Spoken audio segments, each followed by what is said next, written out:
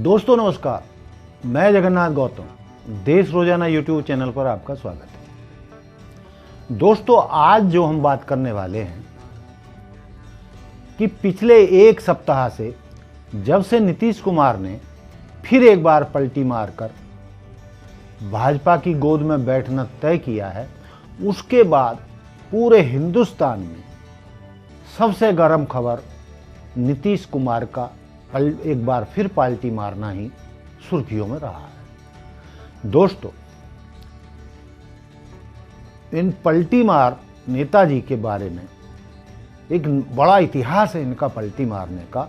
और इससे पहले कि मैं आगे बढ़ूं और जो मैं कहना चाहता हूं वो ये है कि जो प्रशांत कुमार राजनीतिक समीक्षक रहे हैं और अब उन्होंने बिहार में अपनी पार्टी भी बना ली है और रात दिन मेहनत कर रहे हैं, वो नीतीश कुमार जी को जितनी गहराई से और करीबी से जानते हैं शायद कोई नहीं जानता, क्योंकि प्रशांत कुमार ने नीतीश कुमार के साथ भी काम किया है।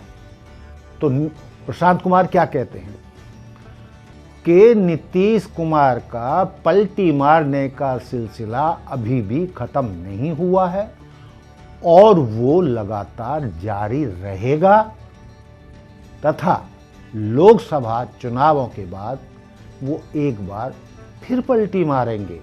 यानी विधानसभा चुनाव जब आएंगे लोकसभा चुनाव के बाद बिहार में, तो एक बार उनका फिर पलटी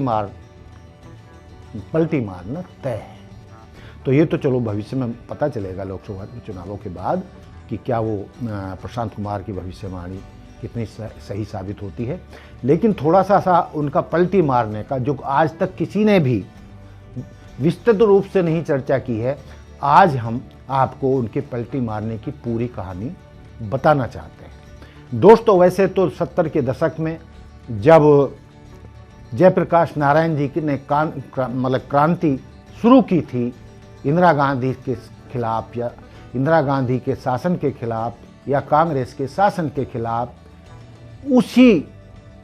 उसी आंदोलन की पैदाइश नीतीश कुमार अपने लालू यादव जी और पासवान जी सरीखे राष्ट्रीय स्तर के नेता उन्होंने पैदा किए। उस आंदोलन की ही रामविलास पासवान, नीतीश कुमार, लालू यादव और ऐसे ही बड़े दर्जनों नेता हैं जो जयप्रकाश आंदोलन के बीच से निकले। तो ये पैदाश तो नेतागिरी तो इनकी 70 के दशक की है जो मैंने बताया। लेकिन जो नीतीश कुमार जी का जो इतिहास रहा है पलटी मारने का, वो बहुत लंबा है, वो भी दशकों पुराना है। तो दोस्तों इस बारे में बिहार की ही पृष्ठभूमि के पत्रकार निशिकांत ठाकुर जी, जो एक राष्ट्रीय अखबार के वर्षों रेजिडेंट एडिटर रहे हैं,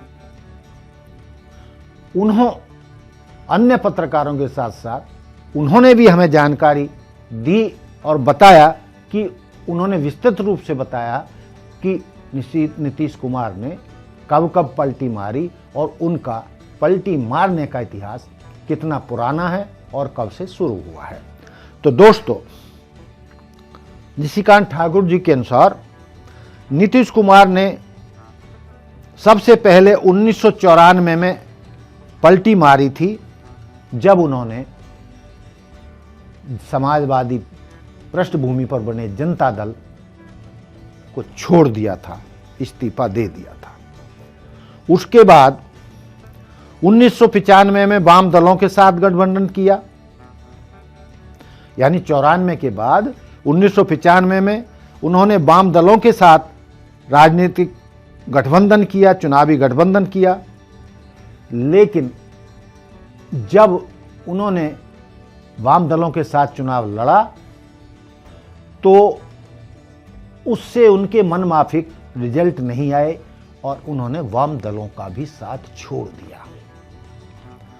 फिर 95 के बाद 1996 में नीतीश कुमार ने फिर पलटी मारी। इस बार पलटी मार के वो बीजेपी के खेमे में शामिल हो गए। कहां वामदल और कहां बीजेपी। तो वो 1996 में फिर बीजेपी के साथ आ गए। उसके बाद वह 2013 तक एनडीए के कुनवा जिसको लीड कर रही थी भाजपा, उसमें बने रहे और सत्ता सुख भोगते रहे।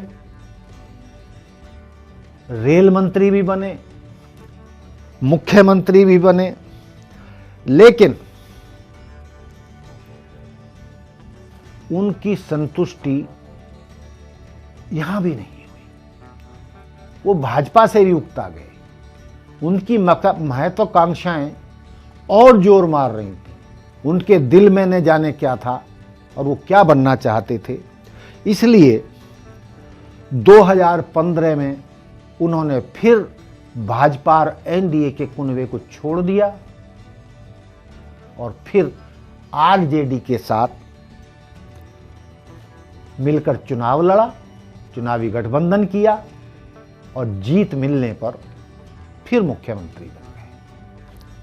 तो ये घटना 2015 की है। इससे फिर आगे बढ़ते हैं, पलटू मार का पूरा इतिहास आपको बताते हैं। उसके बाद 2017 में नीतीश कुमार ने महागठबंधन को फिर अलविदा कह दिया। फिर उनका भाजपा प्रेम उमड़ा और बीच में ही आरजेडी के साथ मिलके जो सरकार बनाई थी, बीच में ही सरकार को तोड़कर भाजपा खेमे में चले गए और फिर भाजपा के सहयोग से फिर मुख्यमंत्री बन गए। अब आप सोच रहे होंगे कि भाई यहां इनकी संतुष्टि हो जानी चाहिए थी क्योंकि लगातार मुख्यमंत्री थे, लेकिन बात यहां भी नहीं बनी। 2022 में फिर वो लालू जी उन्हें अच्छे लगने लगे और वो फिर महागठबंधन में आ गए। फिर लालू जी के साथ चुनावी गठबंधन किया और उनके साथ फिर सरकार बनाई, लेकिन मुख्यमंत्री की कुर्सी अपने पास ही हमेशा रखी। तो लेकिन के आगे क्या कहूं, इसके आगे की तो कहानी आप सबको पता ही है कि इस गठबंधन में 2 साल भी नहीं बीते थे। आरजेडी के साथ जब वो सत्ता का सुख भोग रहे थे, फिर न जाने उनके दिमाग में क्या आया, फिर कोई लांछन लगाकर आरजेडी उनके बेटों और लालू यादव पर लांछन लगाए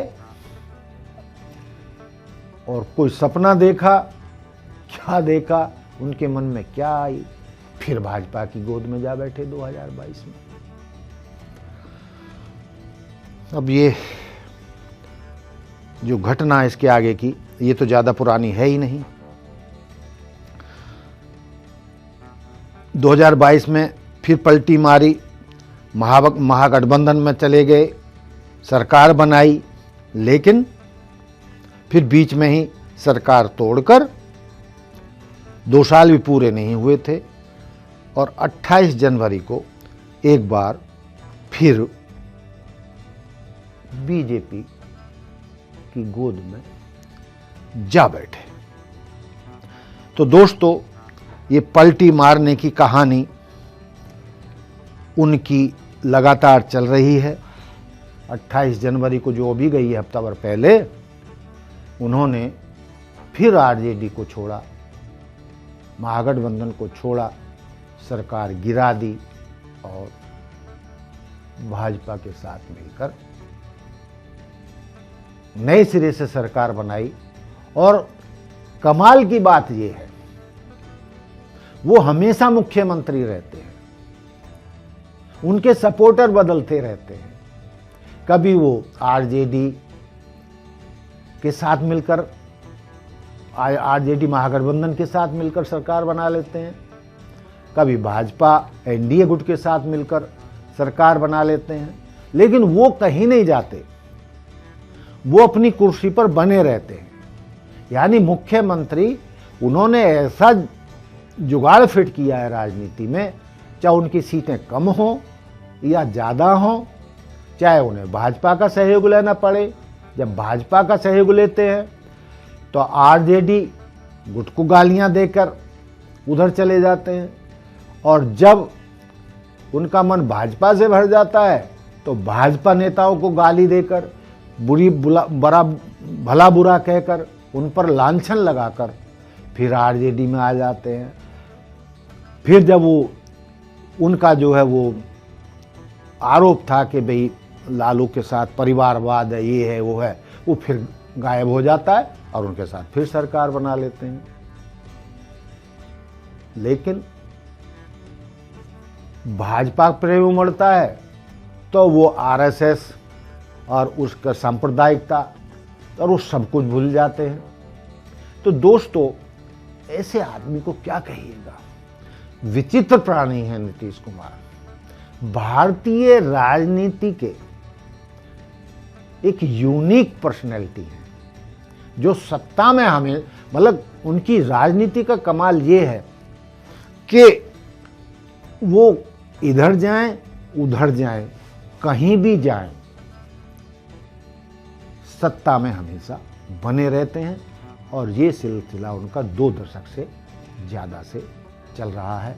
तो दोस्तों, देखते हैं कि प्रशांत कुमार की भविष्यवाणी के अनुसार कि लोकसभा चुनावों के बाद वो क्या फिर पलटी मारते हैं, यानी लालू यादव आरजेडी से फिर उनके प्रति फिर प्रेम उमड़ता है या नहीं, और भाजपा को गाली देकर लोकसभा चुनावों के बाद वो आते हैं या नहीं।